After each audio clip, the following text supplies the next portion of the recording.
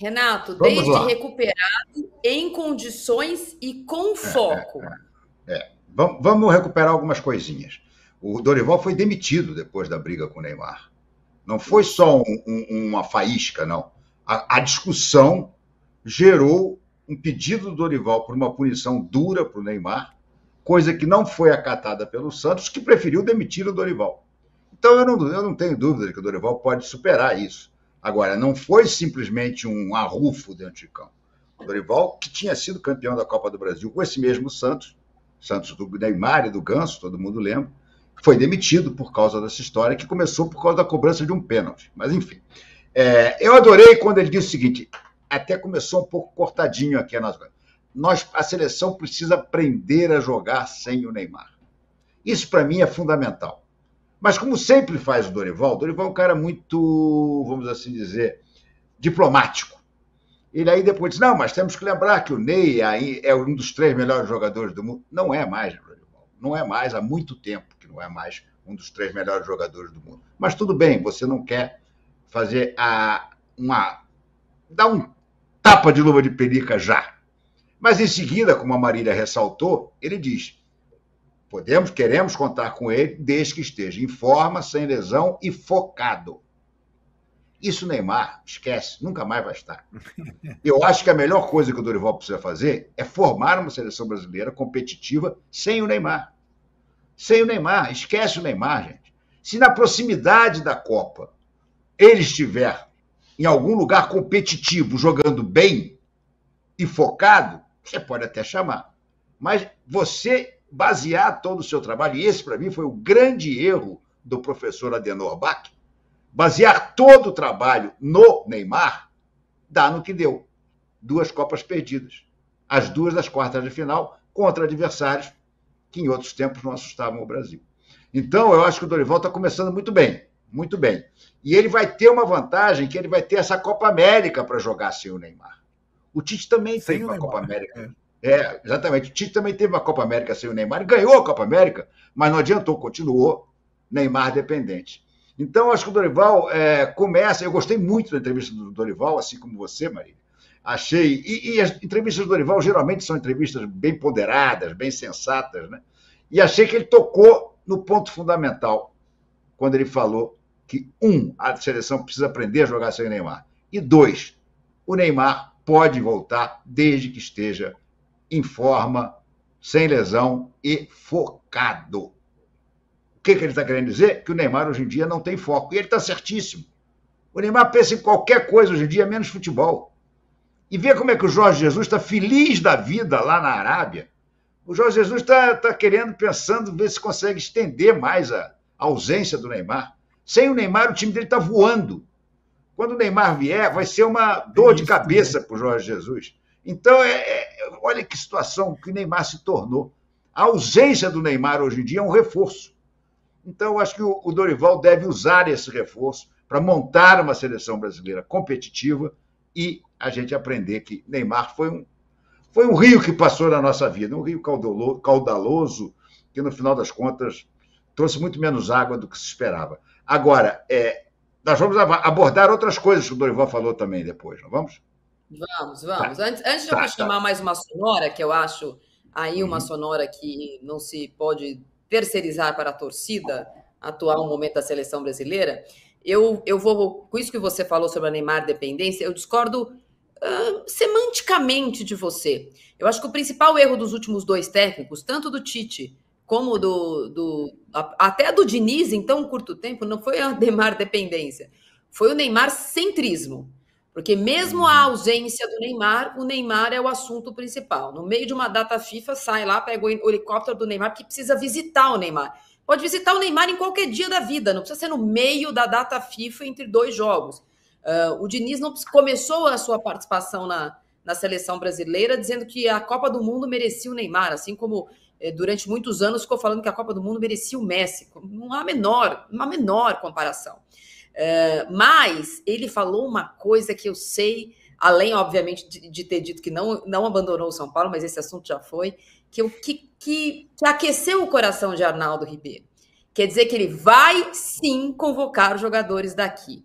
Ao ser perguntado pela nossa companheira Jéssica Dias sobre essa lacuna na lateral direita, ele aproveitou para dizer que o nosso campeonato é tão competitivo como os outros, que ele já sofreu com convocações daqui, quando era técnico do Santos, perdeu o título, ficou prejudicado na disputa do título, e que sim, ele vai olhar essas disputas no começo do ano para pensar nas suas primeiras convocações. Arnaldo, você adorou, detestou, deu para o gasto? O que você achou dessa declaração? Olha, talvez tenha sido o ponto negativo da ótima entrevista. Acho que a entrevista, concordo com o Renato, concordo com você. Foi uma boa entrevista em diversos aspectos. Sem querer, digamos, já colocar todas as digitais, como costuma fazer o Diniz, né? Vai ser do meu jeito, desse jeito. O Neymar vai ser não sei o que lá. E sobre todos os temas, acho que ele passou bem sobre todos os temas, inclusive reconhecendo um momento muito ruim da seleção brasileira, do futebol brasileiro, da relação das pessoas com a seleção brasileira, e que isso exige digamos, uma mínima reação rápida, e acho que nisso ele é bom. Ele costuma acertar rapidamente os carros.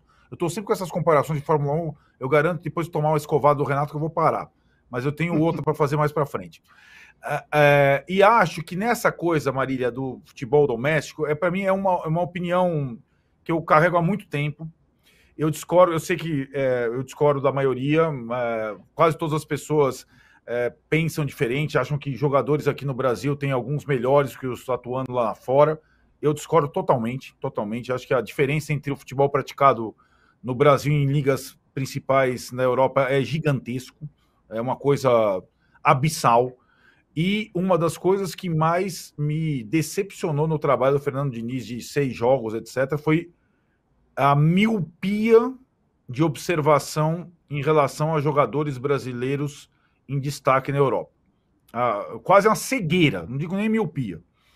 E acho que talvez com o acúmulo de trabalho do Fluminense, etc., isso possa ter sido prejudicado. Espero que o Dorival amplie o seu leque de opções. Porque, por mais...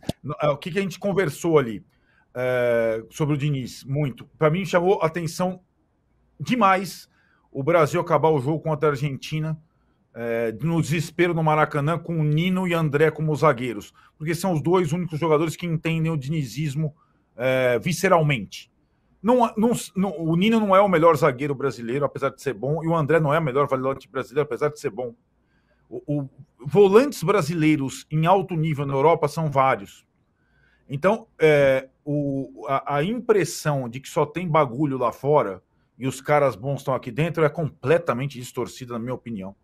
Os caras jogam as principais ligas contra os principais jogadores.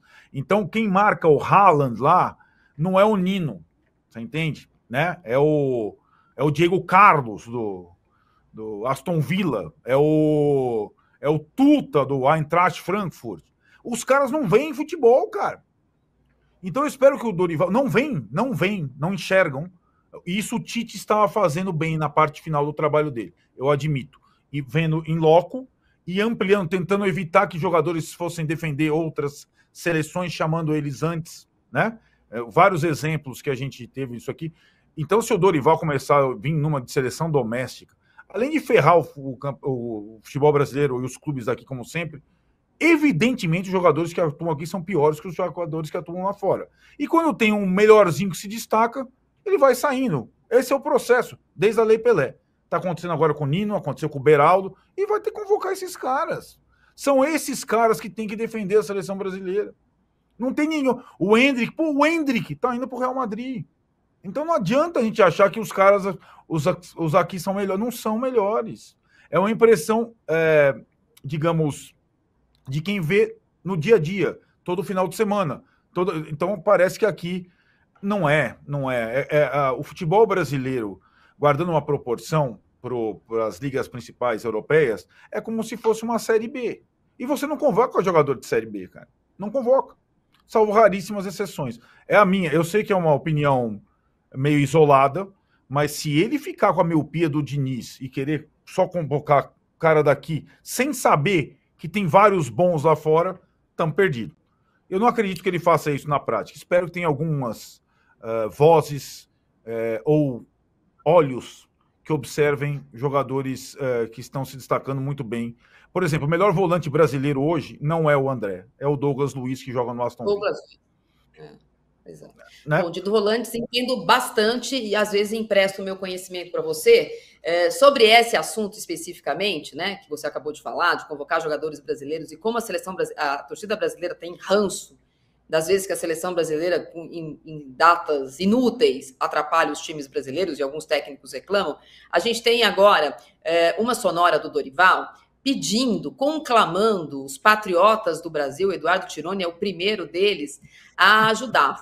Ele fez um apelo mesmo ao torcedor, que sabe que a seleção está num momento ruim, sabe que, ó vida, ó céus, ó azar, porém ele acha que o caminho de reaproximação tem que ser dos dois lados, tem que ser uma via de mão dupla. Eu discordo. Foi a seleção que se afastou, ela que tem que se aproximar. Vamos ouvir o que o Dorival falou, que eu vou passar uma provocação para o Rosa.